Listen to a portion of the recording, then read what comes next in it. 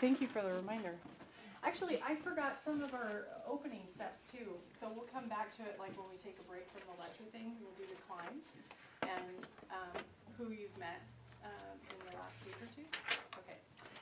So the reason that these 10 multi-site ministry mistakes are in this course is that someday in the future, this leadership course will contain a whole lot of information about starting another campus. And so we'll use a lot of this stuff that we've been learning in order to, have leaders equipped here at what we'll call, I'm thinking, the Queen Creek campus. And then if we end up moving into Santan, which we probably will, we'll use all that same stuff, but there will be a lot more about multi-site in it. So I think it's good for our church to start talking about what it looks like for us to be a multi-site, because it's a different sort of church than just, you're part of a denomination or you're just a church in and about yourself, right? So some of the most common mistakes sort of define actually what it means to be a multi-site too. So number 10, the top multi-site launch mistake is selecting the wrong campus pastor. Yeah. So just in the same way that like the work of the cabinet and our bishop is so important for the success of each individual church, and like really listening to each church and what that community needs at that point in their development. It's the same when we sort of take on separate sites for ministry, and so choosing who that person will be for the second site is really important. Asa and I have spent a lot of time discussing this over the last year, and we kind of asked each other to make kind of a do or die statement about what the future would hold. And we both come out on the side of it looks like he will be the campus pastor for whatever next site we start. And so I have a homework assignment for you. Your homework assignment this week is to send Asa affirmations of what he's doing or what you have seen in him, or like growth or just gifts that he has, whatever it is. It'll be genuine because it comes from you. So the most important thing is that we choose the right person for that, and he has said that he is committed to being with our church for a long period of time, for at least 5 years. And I know that's huge. That is really huge. And the opportunity we have to make that sort of partnership with him. I mean, we don't even get to say that for sure with me, with like the bishop and the cabinet, right? But we get to say that in a much more concrete way with him. So that's really cool. All right, number 9 is thinking that the multi-site church is autonomous. You want me to spell it? Auto, no, M-O-U-S. Mouse without the E. So actually this just speaks to what the beauty of what being a multi-site church is that like once we have a second site, they are us and we are them, right? So if it's like Santan, Queen Creek, we're all Song of Life. We're all SoL, so we all have the same makeup. And it's avoiding language like us versus them or they or we or any of that. Actually, we language is really good and really healthy for us. Number 8 is multi-site leaders stop learning and leading after the launch or even after a leadership class like this. This is so important.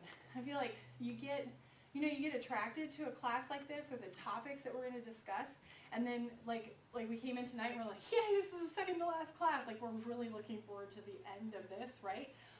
But the temptation is you get a little bit burnt out with it, and so the idea is you've got all this great information and we're all on the same page, and then, oh, can we just have a break now? The idea is that we use that, right, and move it into the next stage of ministry. So it's the same, I'm sure, like when you graduate college, you graduate high school, and they talk about commencement. Mm-hmm. It's not really a graduation, it's a commencement because you're starting. It's a starting point. Okay, so that's the multi-site. Oh, and number 8 also is an opportunity for us to reiterate that the people who will start attending a second campus will act like us. Like you teach people how you want to be treated, right? Or you teach people how they should act in a specific community. And so they'll act how we act. So if we're passionate, they'll be passionate. And if we complain, then they'll complain. And as we learn and grow, they learn and grow. So, number 7, the mistake is that the campus expects the same ministry luxuries as the sending site.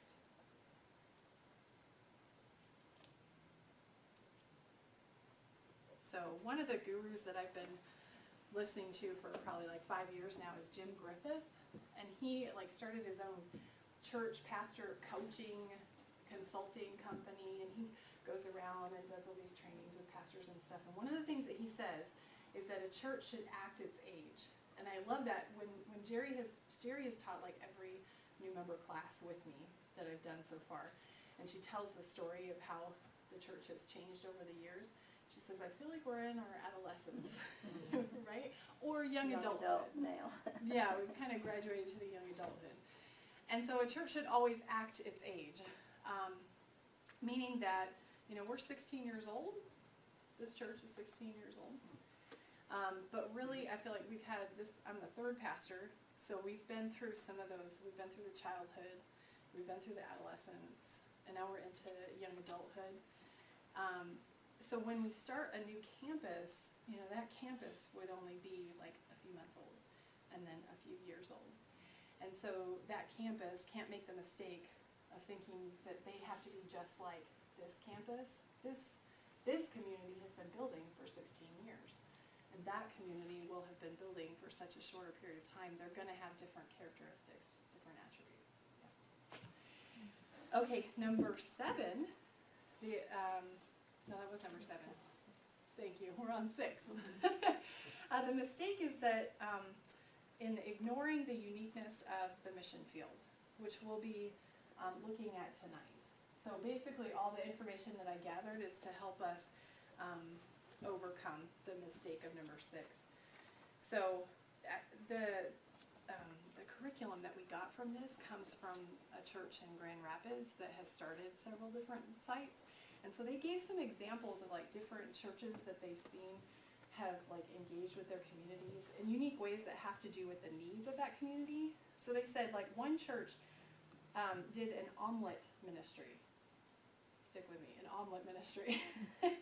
Because what they found was the biggest hurt in their neighborhood was loneliness.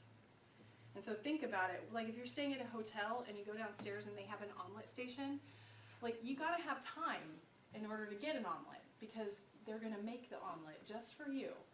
And you end up standing there for a while waiting for your omelet. And so the omelet ministry was really so that people had to interact. Mm-hmm. So they would stand there and they would literally just chat with that person and talk with them. So, filling the need of loneliness. Another church realized that their mission field was all new homes. This is kind of like us too. And so they went around and they knocked on 11,000.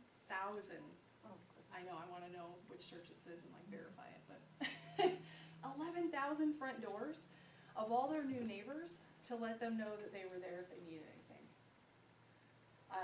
Wow. Like they must have had a big church to start with, right? We actually did that early on. Did you? Not 11,000, but we went, was that before you, do you remember, Bob? We went to a lot of neighborhood, houses in the neighborhood. I don't remember, was it at Highland? I think we were at Highland. Yeah. Mom and I went, and it was, when I was junior high school. And it was before Easter, I believe. Did y'all actually knock on doors, Yes, or were you hanging? and left things, yes. Cool. Yeah, we usually left door hangers. I didn't knock on anybody's door.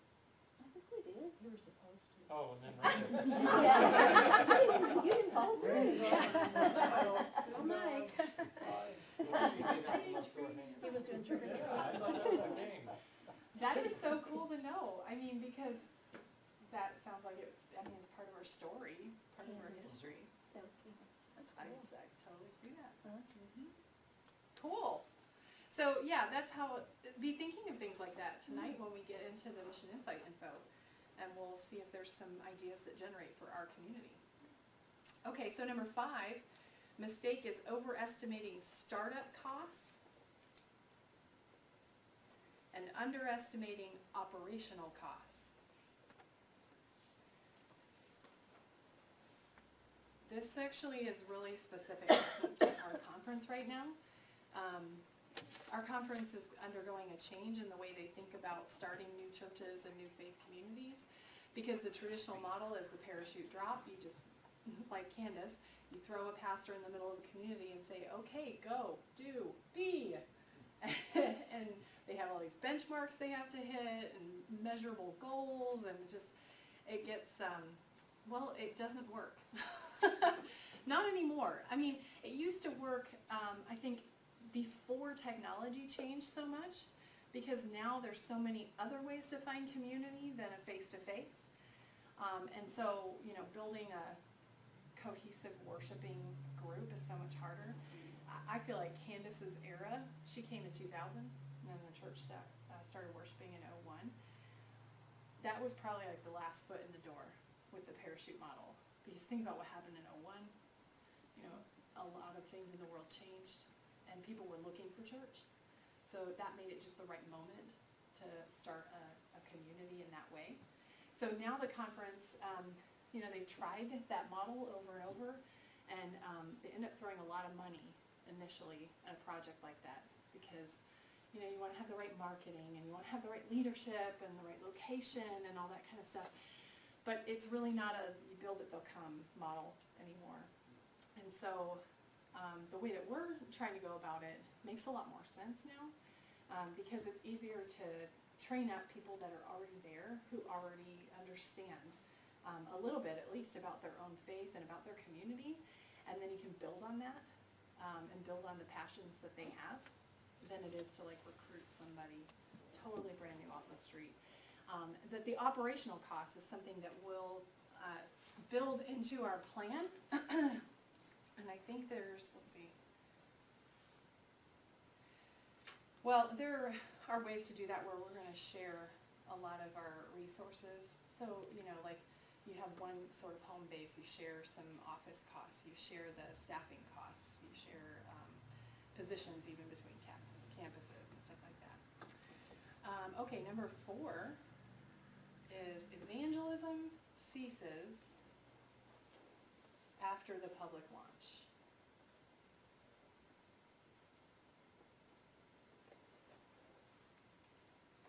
And this is kind of a no-brainer.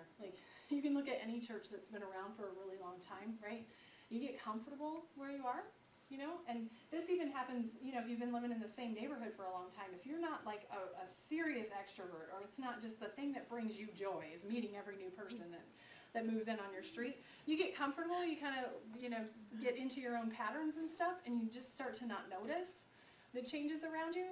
And it happens in the church. And so the statistics are that, in a church that's only 1 to 3 years old, for every 2 people that walk through the door, they'll get 1 member or 1 person who has a confession of faith. For a church that's just 3 to 5 years old, so just a couple years older, for every 17 people who walk in the door, they get 1 person who sticks around. Isn't that a huge difference? 3 years to 5 years. And then 5 to 10 years, 72 people come in the door, 1 person sticks. Okay, our numbers are already way better than this. So it's not quite that bad.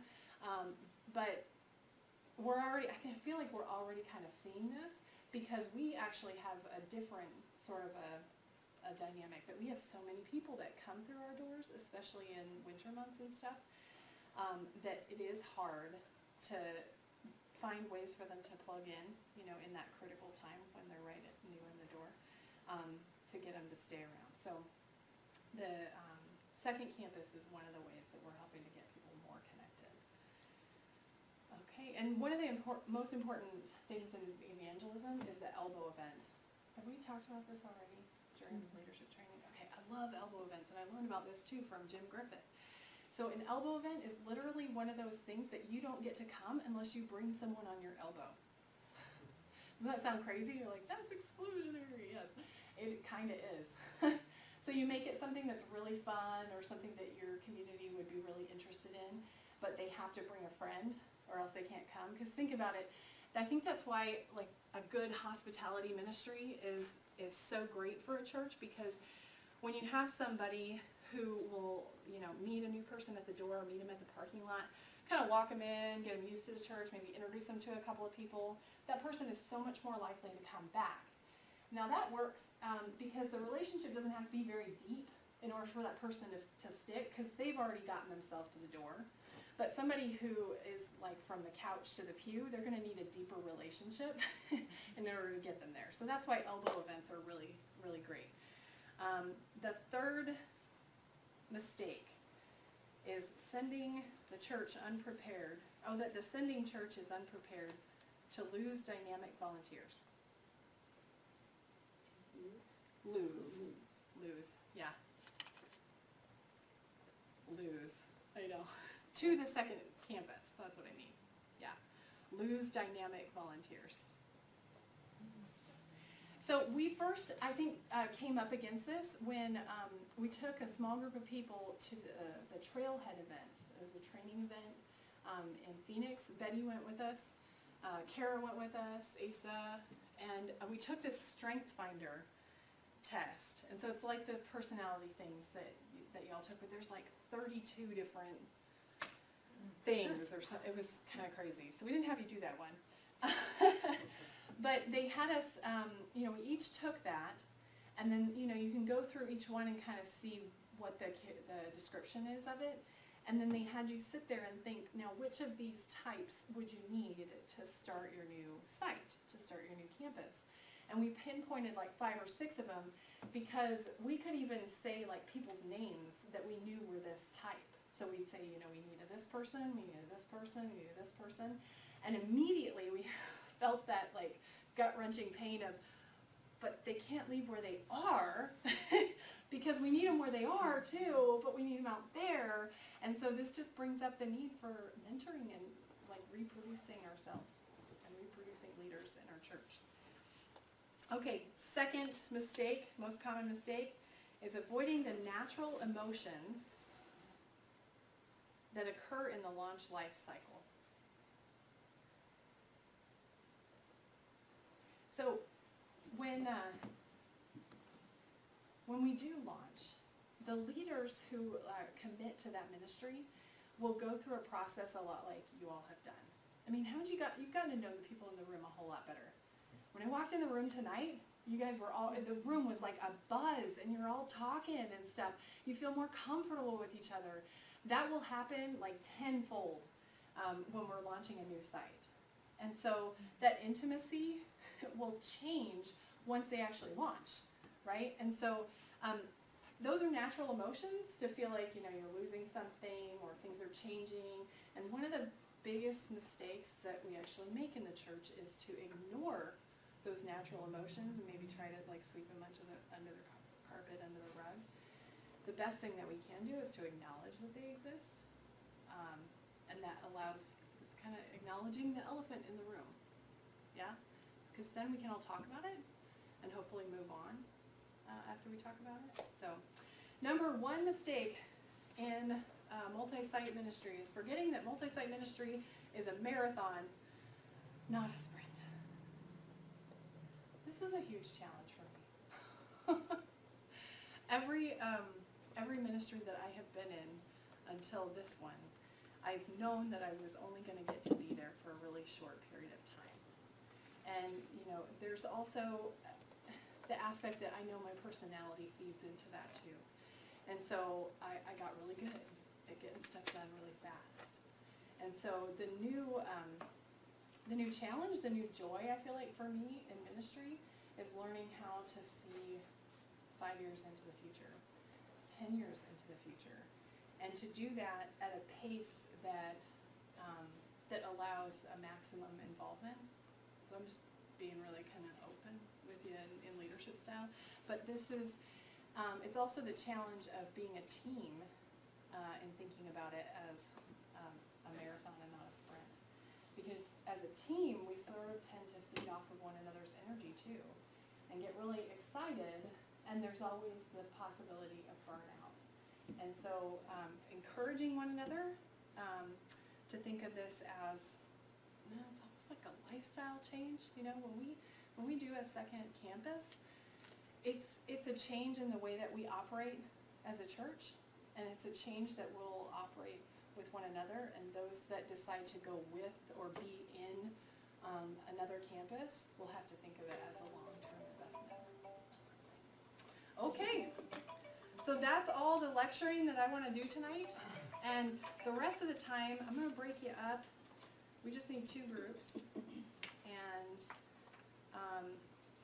I know this is the first time that you're seeing the information, which I think is okay. That's good. One thing I will tell you about reading the charts that I found really useful. Okay, so if you're looking at, we'll look at this one first. All of their information, like I ran them off in color for you so that you can easily read the charts and stuff. Any information that they have that is coded red, yellow, or green, those are important to note because green means that it's, that it's headed in a really stable way. Like if it says, this says that population change is going to show significant growth and it's green. That means that they're really sure about that. Something that is yellow means it could fluctuate up or down, but it's pretty much going to stay the same. Red means that it's in a transition. It's like, so this one says religiosity is very low. I know, it's a real word. I didn't even make it up. It's very low. That means that that's changing. So whether that means that it's going to reverse and people are going to be thinking more and more about religion, or if it's going to continue to decline, either way, it's changing. It's not staying the same. Would you say that's kind of a code for the confidence in that assessment, or? Yeah. Okay. Yeah. There are some that that's a little bit clearer on.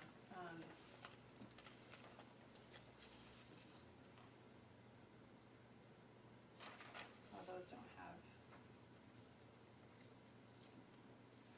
Well, population change will always be a green, clearly out here. And that's not the same sort of chart. This is the religious statement one.